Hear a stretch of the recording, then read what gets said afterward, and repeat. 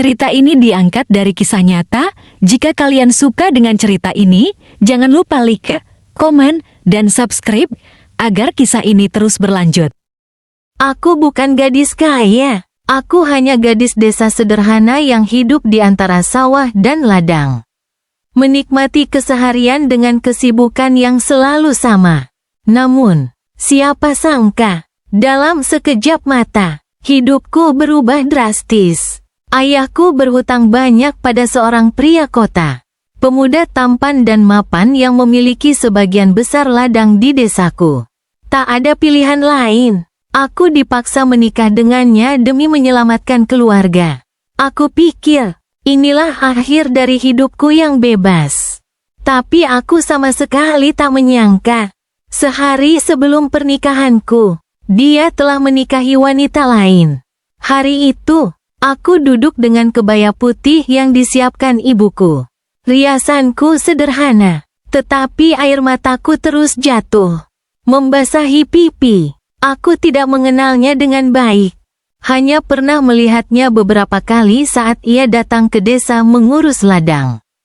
Dia, Rafa, pemuda tampan dengan jas mahal dan tatapan dingin, datang ke pelaminan tanpa senyum. Pernikahan kami berlangsung cepat, seperti transaksi bisnis. Aku hanya menunduk pasrah, tapi ada yang aneh. Warga desa menyambutnya dengan antusias. Tapi beberapa orang berbisik-bisik. Mereka seperti menutupi sesuatu dariku. Aku baru tahu alasannya keesokan harinya. Malam pertama kami sunyi. Rafa tidak berbicara banyak. Hanya masuk ke kamar dan membelakangiku. Tidak ada kehangatan. Tidak ada kasih sayang. Aku mencoba menguatkan hati. Toh, aku juga tidak mencintainya. Tapi pagi harinya, aku melihat berita di internet. Pernikahan mewah Rafa dan Anindya, anak kolega bisnis sang ayah. Tanganku gemetar. Foto mereka terpampang di layar. Begitu mesra dan bahagia. Hatiku hancur. Jadi, aku ini apa? Kenapa dia tetap menikahiku jika sudah punya istri? Apakah aku hanya alat bayar hutang keluargaku? Saat aku menanyakan ini padanya, dia hanya menatapku dingin. Kau tidak perlu tahu urusan ini. Kita tetap menikah karena aku sudah berjanji pada ayahmu. Aku hanya bisa menahan tangis. Aku harus hidup dengan pria yang tidak mencintaiku, yang bahkan sudah memiliki istri lain. Hari-hari berjalan canggung. Rafa jarang pulang ke rumah. Jikapun pulang, ia hanya berdiam diri di ruang kerja atau pergi tidur tanpa berbicara denganku. Aku mencoba menyesuaikan diri, tapi dalam hati aku merasa terasing. Namun, ada satu hal yang tak kusadari. Seiring berjalannya waktu, aku mulai melihat sisi lain dari Rafa. Dia bukan hanya pria dingin dan arogan. Di balik sikap kasarnya, ada kelelahan dan tekanan dari keluarganya. Sampai suatu malam, hujan deras mengguyur kota. Rafa pulang dalam keadaan mabuk. Aku mencoba membantunya berjalan ke kamar. Tapi tiba-tiba dia menarik tanganku dan menatapku tajam. "Kenapa kau masih di sini? Kenapa kau tidak pergi saja?" Tanyanya dengan suara bergetar. Aku menelan ludah. "Karena aku istrimu." Dia tertawa pahit. Lalu tanpa sadar, bibirnya jatuh ke bibirku. Itulah malam yang mengubah segalanya. Hari-hari berlalu, dan aku mulai merasakan perubahan dalam tubuhku. Aku merasa mual, cepat lelah, dan sering pusing. Aku mencoba mengabaikannya sampai akhirnya aku memberanikan diri membeli tes pack. Hasilnya, 2 garis merah. Aku hamil. Aku terdiam lama, tidak tahu harus bahagia atau menangis. Aku membawa kabar ini pada Rafa, tapi reaksinya mengejutkanku. Alih-alih bahagia, wajahnya menegang. "Kau hamil." Aku mengangguk pelan. Dia menarik napas dalam. Anindya juga hamil. Darahku seperti berhenti mengalir. Aku tidak bisa berkata-kata. Aku bukan hanya istri kedua, tapi anakku akan berbagi ayah dengan anak dari wanita lain. Apa yang harus kulakukan sekarang? Kisah ini belum selesai. Apakah Rafa akan memilih aku atau istrinya yang pertama? Bagaimana nasibku setelah mengetahui bahwa aku hanya istri yang terpaksa dinikahi? Jangan lupa like dan subscribe agar kisah ini terus berlanjut.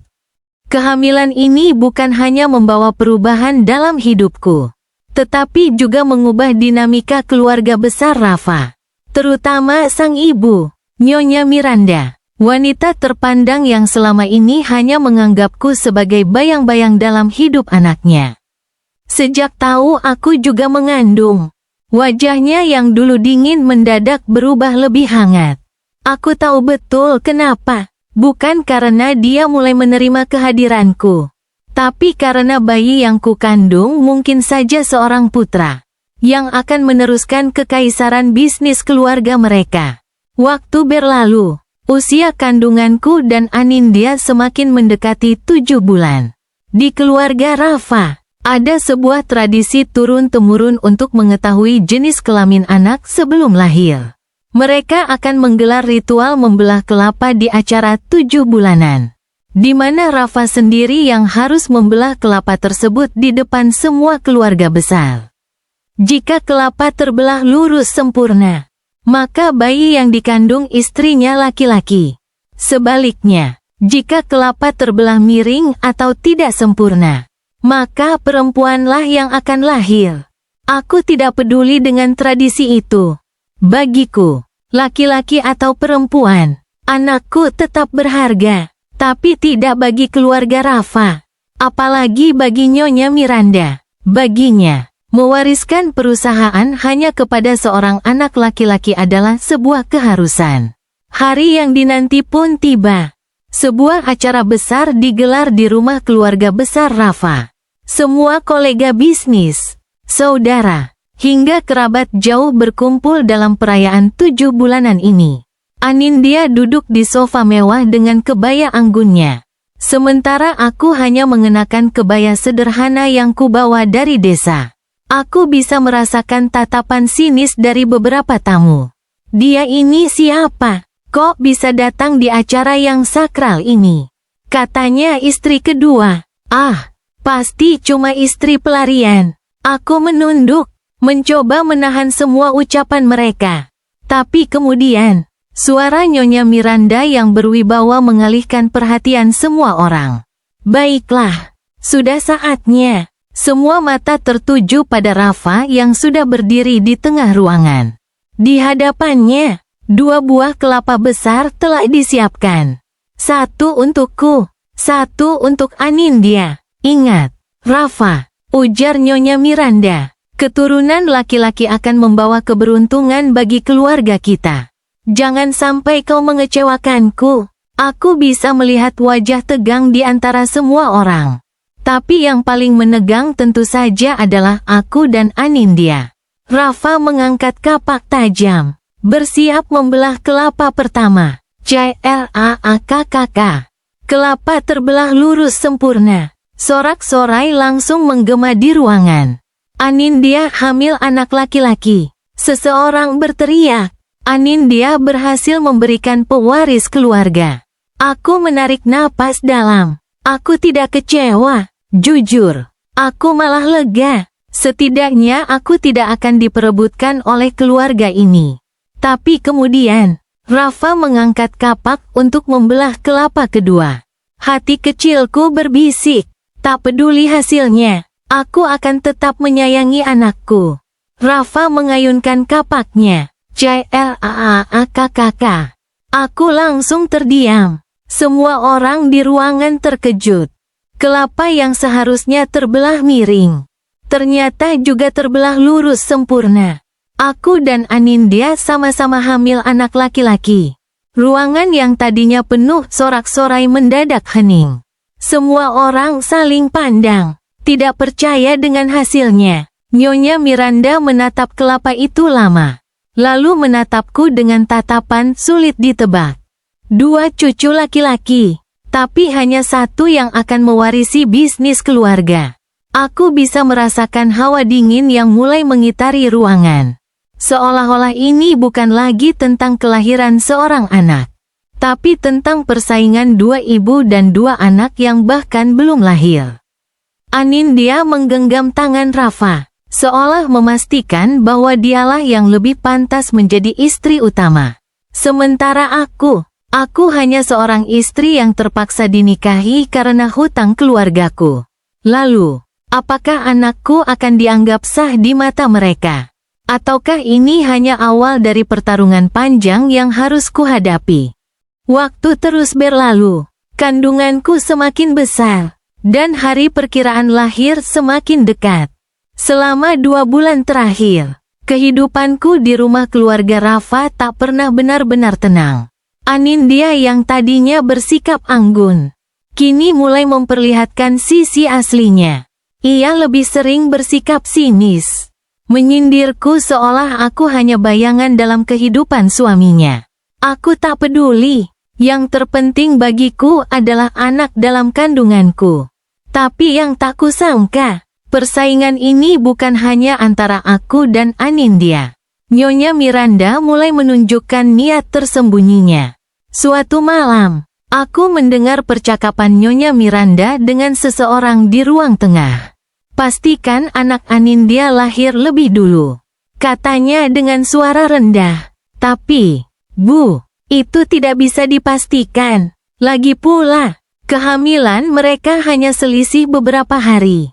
Aku tidak peduli. Lakukan sesuatu. Pastikan cucuku dari Anindya yang lahir lebih dulu dan mendapatkan semua hak waris. Darahku berdesir. Apa maksudnya? Apakah mereka berencana melakukan sesuatu terhadapku? Aku buru-buru kembali ke kamar, berusaha mencerna semuanya. Aku tidak bisa gegabah. Tapi satu hal yang pasti, aku tidak bisa tinggal diam.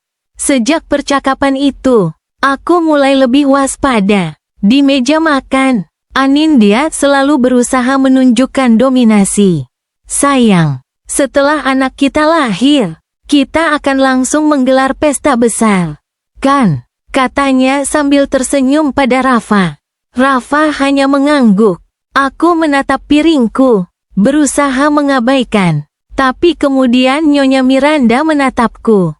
Kau juga harus jaga kesehatan. Ya, jangan sampai anakmu lahir prematur. Itu tidak baik untuk pewaris keluarga. Nada suaranya terdengar seperti perhatian. Tapi aku tahu ada ancaman terselubung di baliknya. Aku tersenyum tipis. Terima kasih atas perhatiannya, Bu. Aku tak mau kalah. Aku harus lebih berhati-hati. Beberapa hari kemudian, sesuatu terjadi. Malam itu, aku sedang berjalan ke dapur untuk mengambil air. Rumah sudah sunyi. Tiba-tiba, aku merasa pusing. Pandanganku mulai berputar. Aku berpegangan pada dinding, mencoba menahan diri agar tidak jatuh. Tapi tubuhku terasa lemas. Dan yang lebih aneh, perutku mulai terasa nyeri. Aku panik. Ini belum waktunya melahirkan. Aku merangkak ke kamar, mengambil ponsel, dan menelepon suster yang selama ini membantuku. Saat suster datang, ia menatapku dengan khawatir. Bu, apa yang Anda makan tadi? Aku menggeleng. Hanya sup yang diberikan pembantu. Suster terdiam sesaat. Saya rasa Anda mengalami reaksi terhadap sesuatu. Mungkin makanan Anda mengandung zat tertentu yang membuat kontraksi dini. Jantungku berdegup kencang. Ada seseorang yang mencoba membuatku melahirkan lebih cepat. Saat Rafa pulang malam itu, aku duduk menunggunya di kamar. Ada apa? Tanyanya dengan nada malas. Seperti biasa, aku menatapnya tajam. Seseorang mencoba membuatku melahirkan lebih awal. Ekspresi wajahnya berubah. Apa maksudmu? Aku menghela napas. Aku tidak tahu siapa yang melakukannya. Tapi aku yakin ini bukan kebetulan.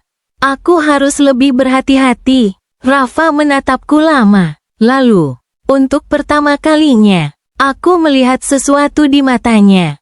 Seperti rasa khawatir, aku akan menyelidikinya. Katanya akhirnya, aku tidak tahu apakah aku bisa mempercayainya. Tapi setidaknya, aku tidak akan sendirian menghadapi ini. Semakin dekat hari persalinan, aku semakin berhati-hati. Aku tidak makan makanan yang disajikan orang lain. Aku hanya minum air yang kupastikan sendiri aman. Tapi ternyata, musuhku tidak hanya menyerang lewat makanan. Malam itu, aku terbangun karena mendengar suara langkah kaki di luar kamarku.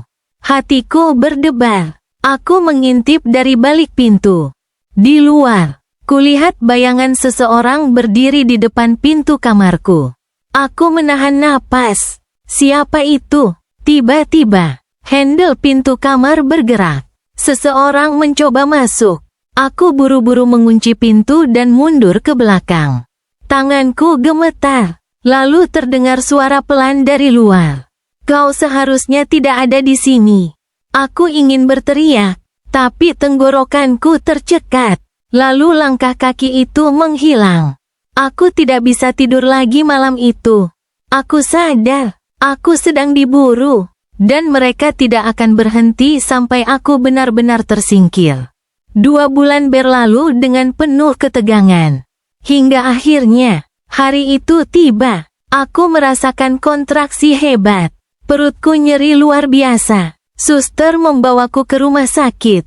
Di sisi lain, Anindya juga masuk ke rumah sakit. Kami berdua akan melahirkan di hari yang sama. Di rumah sakit, situasinya semakin panas. Kau harus tahu, siapapun yang melahirkan lebih dulu, anaknya yang akan mendapatkan semua hak waris. Kata Anindya padaku sebelum masuk ruang persalinan. Aku tidak peduli, aku hanya ingin anakku lahir dengan selamat. Tapi yang tak kusangka, saat aku masuk ruang bersalin, suster yang membantuku bukanlah orang yang biasanya merawatku. Aku merasa ada sesuatu yang tidak beres. Sebelum aku sempat bertanya, suster itu menyuntikkan sesuatu ke lenganku. Aku langsung merasa pusing. Pandanganku kabur. Aku mencoba berteriak, tapi suara yang keluar hanya bisikan lemah. Lalu semuanya menjadi gelap. Aku terbangun dengan tubuh yang masih lemah. Rasa nyeri menjalar di sekujur tubuhku. Mataku mengerjap pelan, mencoba menyesuaikan diri dengan cahaya ruangan yang terasa begitu terang. Aku berada di kamar rumah sakit. Detak jantungku langsung berdegup kencang. Aku mengingat semuanya. Kontraksi hebat, suntikan misterius, dan kemudian kegelapan. Anakku. Tanganku langsung meraba perutku yang kini terasa kosong. Kepanikan menyergap dadaku. Lalu, pintu kamar terbuka. Seorang perawat masuk, membawa sesuatu dalam gendongannya. Selamat, Bu. Anda telah melahirkan seorang putra. Katanya sambil tersenyum. Aku menahan napas saat ia menyerahkan bayi mungil itu ke pelukanku. Air mataku jatuh begitu saja. Anakku, begitu kecil, begitu hangat, wajahnya begitu mirip dengan Rafa. Aku tak peduli dengan harta atau warisan. Aku hanya ingin dia tumbuh dengan baik, dengan cinta yang tulus dari ibunya. Namun, kebahagiaan itu hanya berlangsung sesaat. Aku mendengar suara langkah kaki mendekat. Aku menoleh, dan melihat Rafa berdiri di ambang pintu. Wajahnya tampak rumit, seperti sedang menyembunyikan sesuatu. Anindya sudah melahirkan, katanya tanpa basa-basi. Aku sudah tahu, tapi aku tetap diam, menunggu kata-kata selanjutnya. Laki-laki, tanyaku akhirnya. Rafa mengangguk. Ya, aku menghela napas. Baguslah, ucapku pelan. Aku tidak tahu kenapa. Tapi aku bisa melihat ada sesuatu di matanya. Seolah-olah ia ingin mengatakan sesuatu. Tapi menahannya. Lalu, bagaimana dengan anak kita? Tanyaku, mendekap bayi kecilku lebih erat. Rafa menatapku lama, lalu mendesah pelan. Ibu ingin bertemu dengannya. Aku duduk di ruang tamu rumah sakit, berhadapan dengan Nyonya Miranda. Wanita itu menatapku dengan ekspresi datar. Kemudian, pandangannya turun ke arah bayi yang ada di pangkuanku.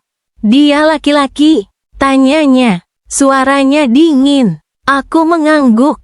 Nyonya Miranda tidak menunjukkan ekspresi bahagia.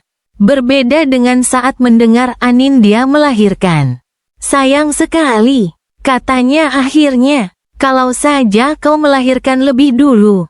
Aku menatapnya tajam. "Anak saya bukan alat perebutan warisan." "Bu," Nyonya Miranda mendongak, seolah terkejut dengan keberanianku berbicara seperti itu. "Aku tidak butuh hartamu," lanjutku tegas. "Aku hanya ingin anakku tumbuh bahagia." Nyonya Miranda terdiam beberapa saat, lalu tersenyum tipis. "Kita lihat saja nanti." Aku tidak mengerti maksudnya, tapi sesuatu dalam nada suaranya membuatku merasa tidak nyaman. 2 minggu setelah melahirkan, aku kembali ke rumah keluarga Rafa bersama bayiku. Aku berpikir segalanya akan sedikit lebih tenang sekarang.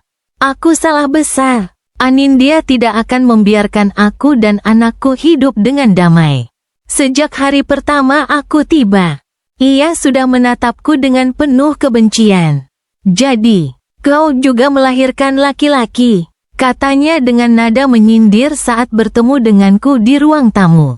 Aku hanya diam, tidak ingin memperkeruh suasana. "Tapi kau tahu," lanjutnya, mendekatkan diri padaku, "anakku yang akan menjadi pewaris. Bukan anakmu." Aku menatapnya. "Itu bukan masalah bagiku," jawabku tenang. Anindya menyipitkan mata, seolah tidak percaya aku tidak peduli. "Kalau begitu, lebih baik kau pergi dari sini. Kau tidak dibutuhkan lagi," katanya dengan nada tajam. Aku menatapnya. Aku tahu dia ingin menyingkirkanku.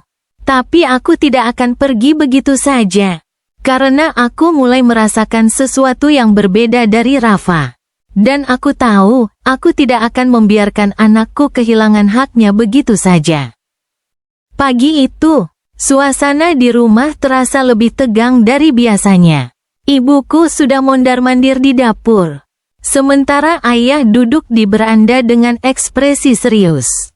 Aku tahu mereka khawatir, dan aku sendiri, aku tidak tahu harus merasa bagaimana. Satu hal yang pasti, Rafa benar-benar akan datang hari ini. Sejak subuh, aku sudah menyiapkan diri, mengenakan kebaya sederhana, menggendong putraku yang tertidur pulas di pelukanku. Aku duduk di ruang tamu, menunggu. Sementara hatiku berdebar-debar. Lalu, suara mobil terdengar di halaman. Ayah bangkit lebih dulu, berjalan keluar. Aku bisa melihat dari jendela bagaimana sebuah mobil mewah berhenti di depan rumah. Tak lama, pintunya terbuka, dan sosok Rafa keluar dengan jas yang masih rapi. Meskipun perjalanan dari kota ke desa ini cukup jauh, aku menghela napas. Ini pertama kalinya ia datang ke rumah orang tuaku sejak pernikahan kami. Rafa masuk ke rumah dengan langkah tenang. Tetapi ada ketegangan di wajahnya. Ia menyalami ayahku dengan hormat. Lalu menatap ke arahku. Pandangan kami bertemu. Sejenak, aku bisa melihat sesuatu di matanya. Sesuatu yang sulit dijelaskan. Lalu, Rafa berbicara. Suaranya terdengar tenang tapi berwibawa. "Aku datang untuk menjemput istri dan putraku," katanya. Ayahku menatapnya tajam. "Kau membiarkan anakku pergi. Sekarang kau ingin menjemputnya lagi." Rafa tidak langsung menjawab. Ia mengalihkan pandangannya kepadaku, lalu ke arah bayi yang ada di pelukanku. "Kau belum memberitahuku namanya," katanya pelan. Aku terdiam sejenak sebelum menjawab. "Namanya Arka Dirgantara Pradipta," ucapku akhirnya. Rafa mengerjap, seolah mencerna nama itu. "Arka?" tanyanya. mengulangi nama itu pelan. Aku mengangguk. Arka berarti cahaya. Aku ingin dia tumbuh menjadi cahaya bagi kehidupannya sendiri. Tidak bergantung pada nama besar keluargamu. Aku tidak tahu kenapa aku mengatakan itu. Tapi aku ingin Rafa tahu bahwa aku tidak mengharapkan apapun darinya.